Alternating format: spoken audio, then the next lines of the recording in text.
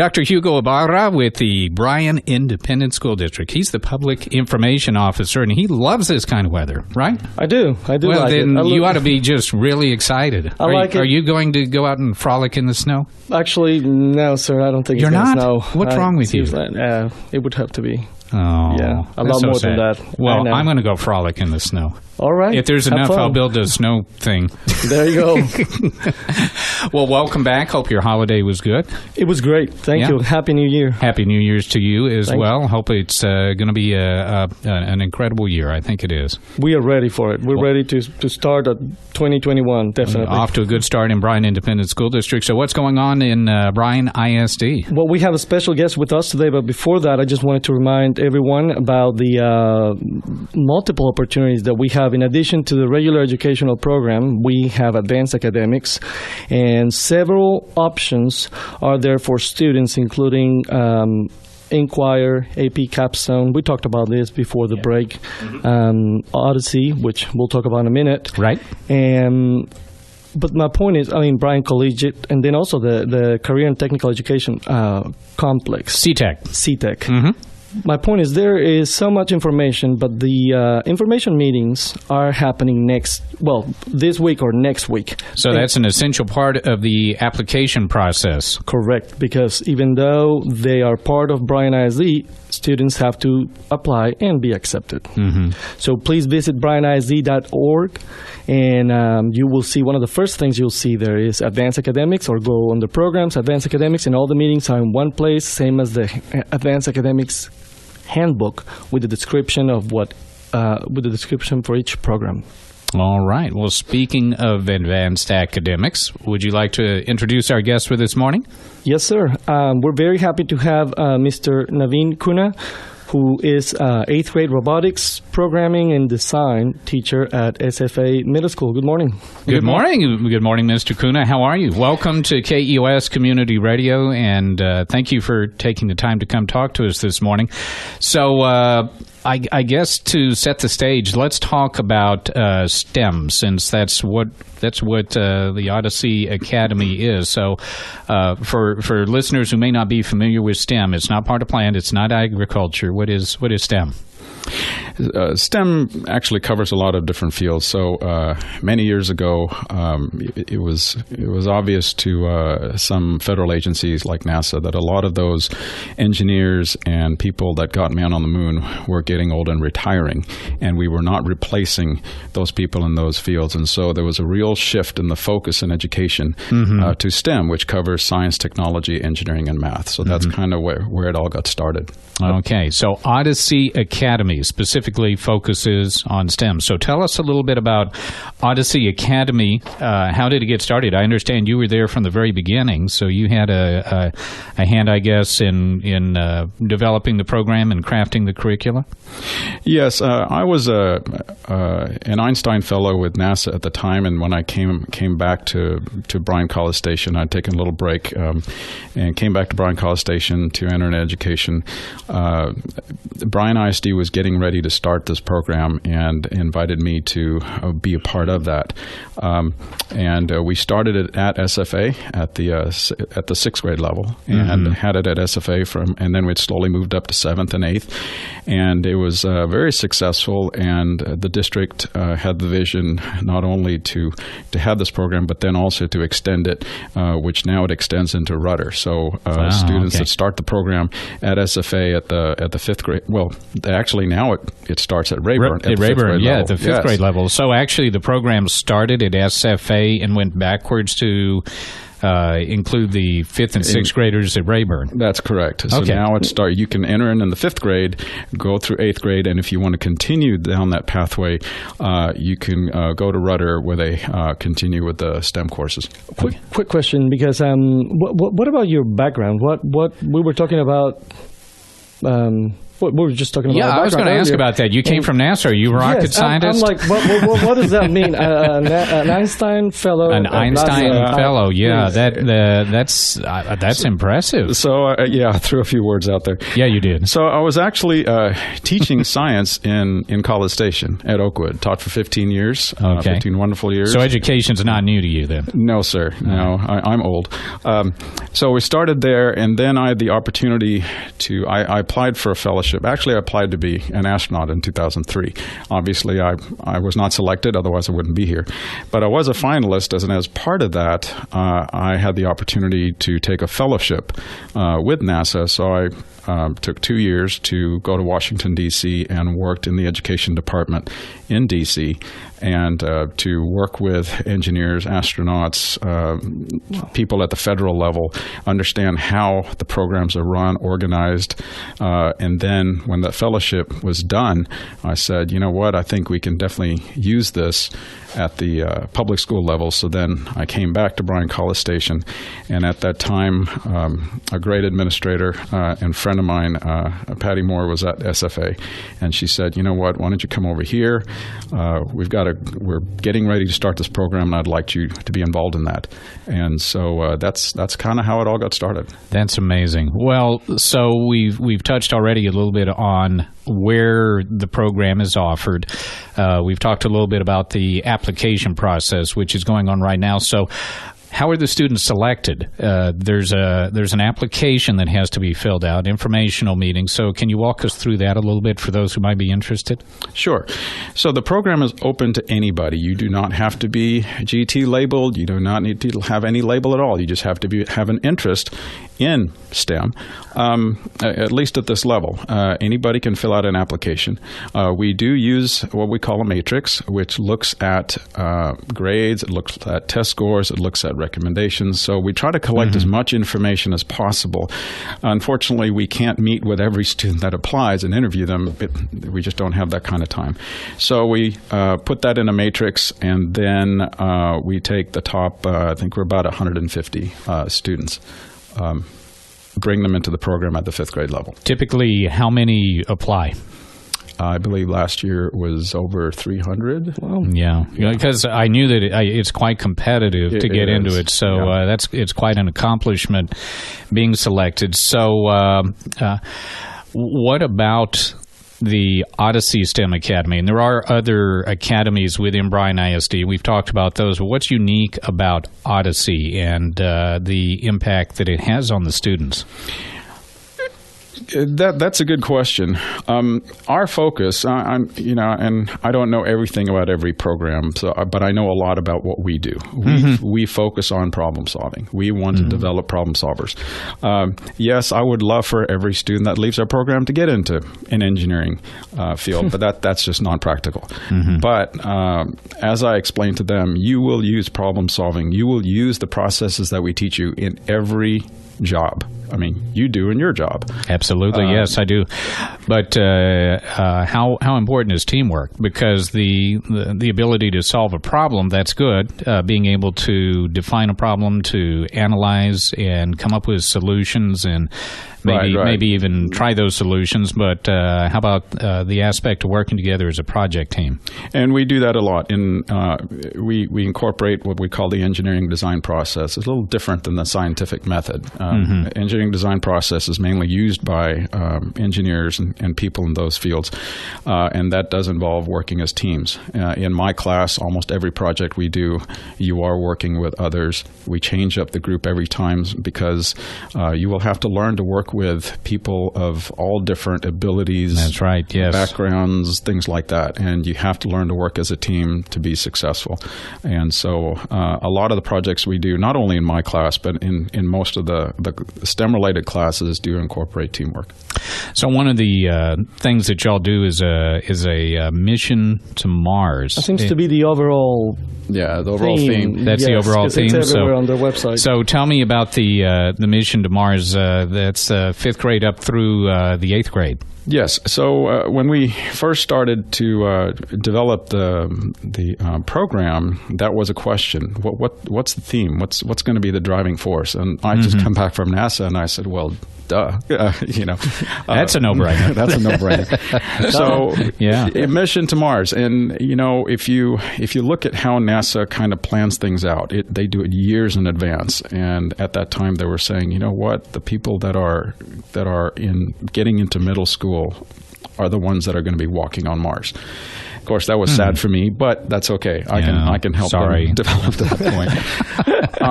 But the thing about mission to Mars, the reason why we selected that is because that is a real current thing. It's not something we just said, oh, what cute thing can we do? That'd be cool. This is something that's actually going on. Yeah. And as a matter of fact, the project that we're doing right now in my class today happens to be happening right now. On February the 18th, that rover is landing on Mars. Mm-hmm. The next rover is landing on Mars, February the 18th. And I was sharing all that with the students yesterday. I said, and this is what we're working on right now. I'm giving you a map of where it's landing. And so the stuff they're doing is current. It's real. It's real problem solving.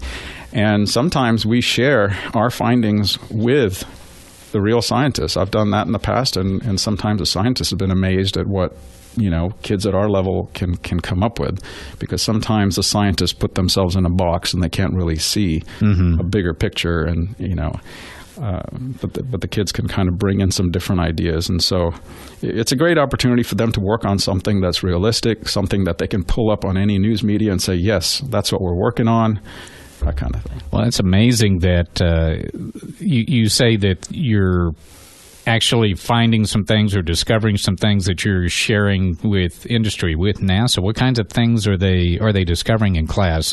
Do those have to do with things like the robotics or telemetry systems or mission planning? Do you common sense? Maybe I don't know. Do you do like a tabletop exercise of some kind to go through that scenario with them? So I've been doing this for a while, like I said, and just as an example, many years ago we were studying life sciences, and we were looking at insects and things like that. And one of the insects in this area is the corn earworm.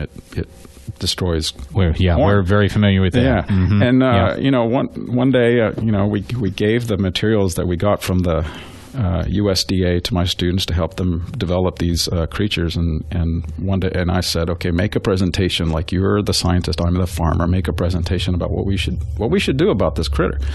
Send it to Mars. That's easy. Well, yeah. And one student came up and said, Mr. Cunha, what's the difference between a moth and a butterfly? Because these things turns into moth. And being the teacher I was, and I said, well, why don't you go look that up? And so he research. Did. Research. Yeah. So this is before Google. Not just Google. I know. Slap him. So he came back and he said, moths come out at night, butterflies come out during the day. And I said, okay, why don't you go with that? Yeah. And the day of the presentation came, and he got up there and he put a wooden box on the table, and he said, this is my solution. We said, what is that? He said, it's a bat house. Put up bat houses in the fields. The bats will eat the moths. Dead silence. Okay. Everyone was stunned. And so I invited the professor, the scientist in. I said, you've got to listen to this. And a couple of years later, found out that the direction that the USDA was shifting with that particular research was looking into that kind of technology, Well, I've got to be honest with you. What impresses me about that is they considered an out-of-the-box solution, and they chose something that was biological instead of, let's just, create chemicals, strafe them with insecticides, and exactly, which would bring with it other problems. But that's incredible. So tell us about Project Lead the Way. In 7th and 8th grade, the students are involved in Project Lead the Way. So exactly what is Project Lead the Way, and what does that demand from the students? And I think, and you tell me if I'm wrong, that this relates to the next question that we were going to ask about the alignment or the ideal sequence, but I don't know. Yeah, it does. It all kind of fits in. So the students come in at the 5th grade level, and they start, they don't build robots like what I'm doing right away. I mean, students need to understand, parents need to understand that we got to build them slow. We do start off with teaming. We start them off with the engineering design process. We start them off with simple robots and processes. Mm-hmm. And then we do that. It expands the 6th grade. When they get into 7th grade, that's when they start working on Project Lead the Way, which are high school level classes. In 7th grade, they take projects of applied engineering, which incorporates this course called Design and Modeling, which is in Project Lead the Way. Project Lead the Way is like if you could say, it's like an organization that has several courses which can be placed, embedded within other classes. Mm-hmm. And so there's this embedded program called Design and Modeling in the 7th grade engineering class. In my class, there's a course called Automation and Robotics, which is Project Lead the Way, which is embedded in there. And then at the high school at Rudder, they branch out from there. There are lots of Project Lead the Way classes that are embedded into their courses. And they are, again, applied science. You're just not learning the basic science. You're studying application, and that's what Project Lead the Way does, is you're actually applying it into building robots to solve problems and things like that. Wow, that's incredible. Okay, so they come in, they learn the basics of the scientific method. They learn how to work as a team, and they're learning leadership skills. So that kind of is bringing everything together by the time they get now, I know that you're not the 5th and 6th grade, but what is the curriculum like? What are your expectations of the students by the time they get to you in the 7th and 8th grade? And how does that feed into Project Lead the Way? I mean, does that start specifically with the 7th graders, or is that building upon a part of the curriculum for the 5th and 6th grade? It all slowly builds. By the time they get to me, I expect them to kind of be used to working as a group. Be used to open-ended projects instead of, okay, guys, if you do this, this will happen. There's no exploration in That's that. There's done no already. discovery. It's already done. Yeah. Okay.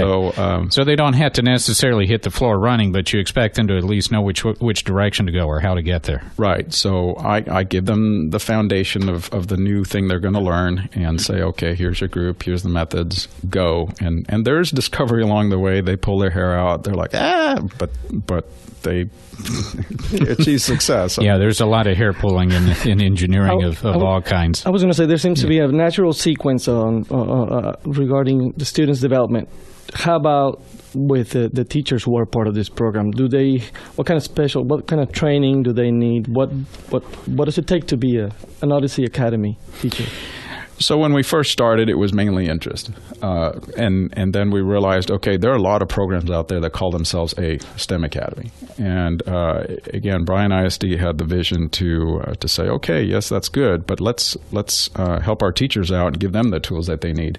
And so we actually, both teachers at Sam Rayburn and at SFA Middle School have been nationally certified. We went through the National Institute of STEM Education, and we're all nationally certified to teach that. And this is an organization that helps teachers develop the tools and the methodology and even things as, how to set things up on your computer. I mean, it covers a broad range of things to help teachers also work together as teams to solve problems. Really, what we're doing is kind of like what we're asking our students to do, which is to work as a team. We've got these issues we need to resolve. How are we going to best meet the needs of our students?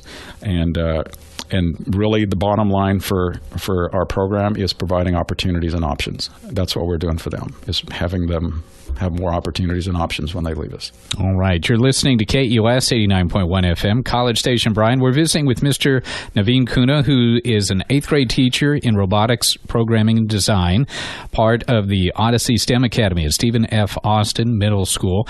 So it's an ongoing process. You don't just get certified and you become a teacher. So that's one of the things that I think is important about any curriculum like this, is to stay current. Stay current with the technology, stay current with the industry. Can you talk a little bit about any ties that you have to industry or the places where these students might go to keep you and the other teachers up to date and possibly make adjustments to the curriculum as necessary as technology change and as the needs of industry change? Well, and again, we try to model that for our students as well. We try to stay as current as humanly possible and with what's going on there. I do still It's been a few years, but I still do keep in contact with NASA with connections at the various stations. There's 10 different NASA locations. It's not just at Houston. Houston, they just focus on the human aspect of it. But we do some projects that are developed at a lot of these different places there. We do projects with groups at A&M, professors as well as students. Right now, we're doing robotics, but there's also a team of engineers and a bunch of students at A&M that has their own robotics program, and we're actually collaborating with them. Last year, 2 years ago, last year they couldn't because of COVID, but 2 years ago they went to compete in China in an international competition, and so they're kind of mentoring us, and we're supporting them with our shop, and so they've been able to come and share what they're doing. As I mentioned, we've touched base with the USDA, so whatever we see, we pay attention to what's going on in society, and anything we can do to bring in that current what's going on. Our engineering teacher, for example, his wife is in the medical field, and they were learning about supports and mechanisms, and so they actually created a project on prosthetics, which is biomedical engineering is a huge field right now. It is. It is. And unfortunately, with war, that's one of the things a lot of our veterans need is that kind of help and support. And so they were developing prosthetics for people, and actually there's a teacher that asked my engineering teacher if they could create a prosthetic thing for her dog. Wow. So pretty much anything, we're open to anything. That's amazing. Yeah. So what other extracurricular activities are there? And you touched a little bit on UIL. Can you talk a little bit about the UIL competitions? I presume that y'all are involved in some of the competitions, and that's part of what you prepare for through your classes and the curriculum? Yes. So we compete in a lot of different things, and sometimes people ask, why do you go to all these competitions? And to me, this is where students practice what they've been learning in the classroom. It's not for the prizes. Yeah, the prizes are great, but this is where they actually apply what they're doing. Exactly, yes. They meet people around the country, and in some competitions, meet people from other countries. They come in and they compete against each other, and while they're there, they get to learn about each other. They have a great time, and now with social media and all that, they keep in contact with each other for many years. So besides UIL, we've got the first Lego League. We've participated in Toshiba Explorer Vision. We do Sea Perch, was in an underwater competition 2 years ago. The first year we participated, we qualified for nationals. Underwater robotics? Yes, sir. Okay. So that's pretty amazing. You should see them, yes. And you go to their classroom and they are... You got the tanks and everything for... We have a pool in our shop that we set up, and then the city of Bryan graciously allows us to use their pool when we need to practice our competition, so we go practice in there. And so we compete in that as well. TSA, Technology Student Association, is really big. Do a lot of students. We do highly successful there, and there's actually a part of that that's called teams, where they work as a team. Last year we were first in state. Year before that we were second in state, and we were getting ready to go to nationals, and then nationals was canceled. But we're still continuing, COVID or not. I was going to ask, how are the competitions going to work in this environment? This environment where people cannot gather in large groups face to face. I mean, I know that there are technologies that allow you to, using things like Microsoft Teams or Zoom or even FaceTime, people can collaborate. But when it comes to an actual competition, especially things like Lego League, where there's actually a judge and there are time parameters and things that have to be judged. I mean, you can shoot a video of that, but I'm still trying to wrap my head around how all that's going to work in competition. And apparently, so are they. Yeah, so are they. We are lucky and blessed that every competition that we have been involved in is continuing, and they have said, Yeah, it's going on. Maybe delayed a little bit. Yeah. They've delayed it a little bit to set it up. But for example, First Lego League, from what I understand, they will set up a time in which judges will live video feed of your robot competing. We have the setup in our classroom. And so on probably, I imagine, will be on a Saturday where there's no one else around. It'll just be the students that are competing will perform their tasks, live video to the judges who will then make their decisions on that. So even CPERCH, the underwater robotics competition, they said, yes, we're going to proceed. We're working out the details. In the meantime, keep working. So I have in turn turned to my students. I said, look, COVID or not, we are going to continue doing what Odyssey Academy does. We will figure out how to get it done. Just be patient. Sometimes it throws more kinks and hardballs at us. But it's part of problem solving. It is. It is part of problem solving. We want them to be safe, but we want them to have the opportunities that we've laid out. And so we're continuing. What are some of the projects they're working on?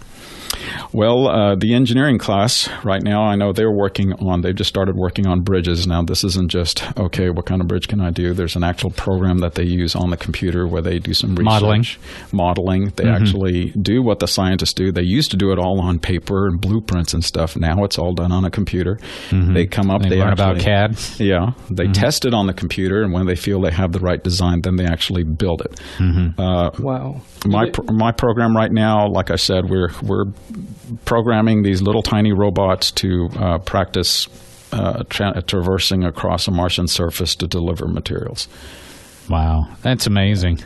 So in 2019, you were recognized as one of the best technology and engineering educators in the world by receiving the ITEEA Excellence Teacher Award. So tell us a little bit about what that is and how did you achieve that honor? That sounds mighty darn impressive. We did our research. As I said, I'm old. What? You're not old. You're still vertical. This is all part of building a program. When you're trying to build things, you try to bring the best resources you can find, and sometimes that means, and like the students, why do we compete? Because you're putting yourself out there. You need to do that because that brings attention. That brings. It does bring notoriety, but it also brings things like money. It brings people's attention that say, oh, you've done that. Hey, maybe I can help you out. How about you try this? And so through things like that award, our program has received recognition, but it also has received the attention of organizations. And so when we're applying to NASA or applying to these organizations, and they say, well, who are you? Well, it puts you on the map. It puts you on the map, exactly. Yeah. And that is very, very important. Someone's not just going to give you something, because there's a lot of people, especially in this community, we're competing with A&M for resources, as far as money and things like that. And so we need people to understand who we are and what we can do with the resources, and show that we can successfully use it to learn, which is what it's all about. And so, yeah, through, like, for example, the Einstein Fellowship and things like that, all these other things that I've done led up to that award. And like I said, it opens doors and opportunities and options, which is what we try to provide our students as well. Are there the credentials that you have through your professional associations, your certifications, awards you've won, those clearly contribute to the overall success of the program? Presumably other teachers have similar aspirations. As far as the program, the STEM program, the Odyssey Academy at Bryan Independent School District, it's not an old program. It's not a new program. How do you see it fitting in as far as other STEM programs at other ISDs? And when students have on their academic transcript that they were part of this program, how does that give them a leg up, possibly with the college admission counselors at some point, or even on job applications later on in life? Yes, absolutely. All of the above. We now have been around since 2008, and so our first group is finished with college, and so sometimes they're in industry now. They're in industry. Are they coming back? Are you keeping track of them? I try to keep it. That's a nice thing about social media. I use it to mainly keep up with friends, but also keep up with some of my students, see what they've been doing, follow up on students that have gone into different fields at A&M, like engineering and things like that. And I ask them, I do try to get some feedbacks like, okay, what could I do better to help students improve, to continue, Well, it's good that you're getting that feedback now. Are there any success stories that you can share with us about any one or more students either that have graduated from Bryan ISD, made it through college, and are now in industry, or shining stars that you're seeing that their participation in the Odyssey STEM Academy has stood them in good stead once they're going into college for whatever their chosen career might be? Yeah, there are several. One that really came to mind, and the reason I picked this is because this individual has no desire to get into a STEM career. They want to be a lawyer. Well, that's interesting. What did you get out of our program? Yeah. Well, exactly as we've been saying, it taught them how to solve problems, how to solve problem well, how to work as a team, how to be a leader, and how to take leadership responsibilities, how to make presentations. Our students make presentations all the time, and I've told them, I said, when anybody walks through that door and stands next to you and say, "What are you doing?" you should be able to get up and explain in gross detail what you're doing without even flinching, and they can do that. And that is a skill that is not common anymore. To be able to speak openly to anybody, to be able to explain what you're doing to anybody that's there. And this individual, they're still in high school, but they now have a state leadership position in the technology student station, and they're aspiring for a national position next year. And I think this individual totally attributes it to being part of our program and just learning all those skills. So, yes, it is a STEM academy. No, I know not everyone's going to be an astronaut, but you know what? We're getting ready to land on Mars. And on Mars, we're still going to need builders, doctors, probably lawyers. Cooks. I was going to say, some people might say Mars is a good place to send lawyers and attorneys. So we're going to need all those jobs. Yeah. Except instead of here, it's going to be over there. It's going to be a lot of challenges. Different challenges. Yeah, right. there will be. And so, it opens them up to that. Once they realize that, okay, I want to be an architect. Well, why not design a house? If we're going to colonize Mars, we better start thinking big right now. And there are already companies out there that are actually working on those things. You can't wait until we get there. If you develop the ideas now, so when we get there, it's like, great, here's what you can build. Well, speaking of planning for the future, as an educator, as a scientist, as an engineer, as somebody who has had a hand in shaping this program, what's your vision for the future of the program? Where would you like to see it go, and what would you need in the way of resources? How could the community support you? How could industry support you and help you get it there? You asked me to predict the future. Well, of course. Isn't that what you do? A little bit. This is true. Honestly, I don't know where the future is going. Things are very different, and it was a very sudden change. But, one of the things that we try to do, and for personal experiences, and I can't go into detail with that, not everybody uses one method of media anymore, to learn from one method of media anymore. At one time, everyone listened to the radio. At one time, everyone read the newspaper. But now, because of the internet, media consumption has changed. They get information from a lot of different sources. People's expectations have changed. It has to be right now when I want to hear it. And you don't know how they're going to get that. So to the public, I would say, be informed, stay informed, get the facts. Don't believe everything you read, but do some research into that. Do some research into these choices for your student. And don't just use Google.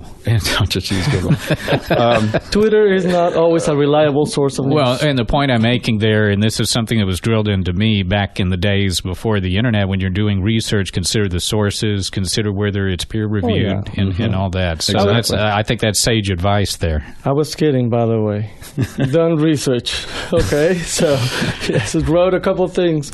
But where were you? Where are you going with this? He was asking about the future, and then you were talking about the sources where people get their news. And so as far as the future goes, when you're trying to figure out, what's going to happen next, and sometimes all of a sudden something like COVID comes along, well, it changes everything. It changes supply, demand. Several of our projects are now gearing towards how can we help the public with this issue. And so just continue to be open to ideas, continue to be open to opportunities. Don't be scared. I mean, you want to take precautions, but at the same time, you need to continue to prepare yourself for the future. We can't just sit in our home and just lock ourselves up and not do anything. Very good. You have to learn. If you want to help the community, you have to learn. It's all about learning. If you can get a kid to love to learn, all you need to do is aim them in the right direction, and off they go. You just need a topic. So Dr. Ibarra mentioned earlier there are meetings going on right now. There is an application process. So what's the schedule for the meetings, and where can people who want to learn more about the program and the process go? So on January the 4th at 6 p.m., Odyssey will have their live online session. We had created an information video. The 14th, right? Yes, January the 14th. Yes, sir. Thank you. Yes, January the 14th at 6 p.m. I even wrote it down. Will be an online session, but we created a presentation that we would normally give to a packed house, and so we actually created a video with that presentation, which is online right now. If you go to Bryan ISD's Advanced Academics page, you have access to that. And then if you have questions, there's a method there that you can submit questions, which we can answer ahead of time. Oh, okay. So there's not going to be like a real-time Zoom meeting or something that would mimic the in-person presentation that have been done? There will be. There is okay. a live session, which is on January the 14th at 6 p.m., and this information is on our website. There's also a way, when you go to their website, they have it very organized, to submit questions ahead of time. Also, they have a presentation and a handbook that specifies everything that the program covers, the sequence, who the teachers are, their faces, their email addresses. It's very detailed. And the application is online? Yes, sir. Yes, sir. Bryan ISD's Advanced Academic page. And then if you want to learn about our program in particular, there's a link on that page as well. You can also go to tinyurl.com/Odyssey Academy. Or you could Google Bryan ISD Odyssey Academy. I'm sure we'll come up. And we'll put all those links in the news story on the KEOS website as well. So all that information will be there and readily accessible. All right. Well, thank you very much, Mr. Naveen Cunha, 8th grade teacher, Robotics Programming and Design with Stephen F. Austin Middle School. Dr. Hugo Ibarra, who is here every Thursday to give us the good news about Bryan Independent School District. Thank you very much, gentlemen, for being with us here this morning.